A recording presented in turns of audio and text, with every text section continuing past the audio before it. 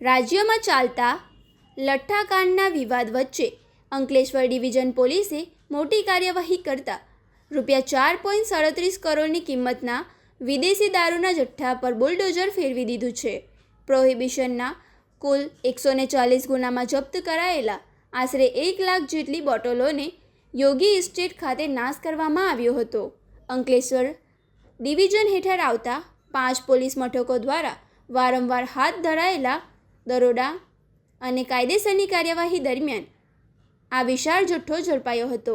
અદાલતી મંજૂરી અને નિયમાનુસારની પ્રક્રિયા બાદ યોગી એસ્ટેટના ખુલ્લા મેદાનમાં દારૂનો નાશ કરવાની કામગીરી હાથ ધરાઈ હતી. કામગીરી દરમિયાન કોઈ ગેરરીતિ ન થાય તે માટે પોલીસ વિભાગના ઉચ્ચ અધિકારી ડૉક્ટર કુશલ ઓઝા તથા પ્રાંત અધિકારી ખાસ ઉપસ્થિત રહ્યા હતા.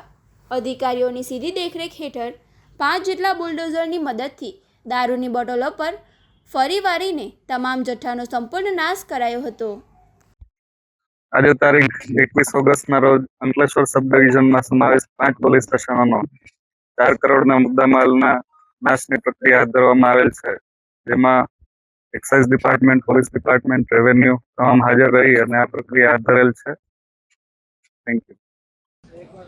માનનીય રેન્જ આઈજી વડોદરા તથા એસપી ભરૂચ સાહેબની સૂચના અન્વયે આજરોજ અંકલેશ્વર ડિવિઝનના 5 પોલીસ સ્ટેશનના 140 જેટલા ગુનાઓના પ્રોહિબિશનનો મુદ્દામાલ જે છે, જેની કિંમત લગભગ 4.37 કરોડ જેટલી થવા પામે છે, જેમાં અંદાજે 1 લાખ જેટલી પ્રોહિબિટેડની લિકરની જે બોટલ્સ છે તેનો મુદ્દામાલનો નાશ કરવાનો કાર્યવાહી હાથ ધરવામાં આવી હતી.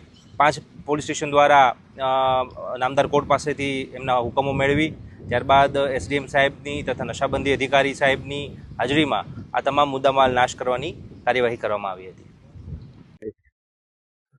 આજરોજ અંકલેશ્વર ડિવિઝનના 5 પોલીસ સ્ટેશન, અંકલેશ્વર શહેર A division, B division, rural police station, Pandoli તેમજ હાંસોદ પોલીસ સ્ટેશનના પ્રોહિબિશનના જે મુદ્દામાલ છે, કુલ 140 ગુનાનો મુદ્દામાલ, કુલ 1,230 બોટલો અને કુલ કિંમત ₹4,37,36,448 મુદ્દામાલનો નાશનો કાર્યક્રમ અત્યારે રાખેલ છે. માનનીય પ્રાંત અધિકારી સાહેબ, ડીવાયએસપી સાહેબ શ્રી અંકલેશ્વર ડિવિઝન તેમજ મામલતદાર શ્રી અંકલેશ્વર અને ભાવિન ચોદેરા સાહેબ પ્રોહિબિશન અધિક્ષકની હાજરીમાં તમામ પોલીસ સ્ટેશનના પોલીસ ઇન્સ્પેક્ટરો શ્રીની હાજરીમાં આ મુદ્દામાલ નાશનો કાર્યક્રમ એ રાખવામાં આવેલ છે અને કુલ આ ₹4,37,00,000 મુદ્દામાલ છે એ આજે નાશ કરવાની કાર્યવાહી હાથ ધરેલ છે.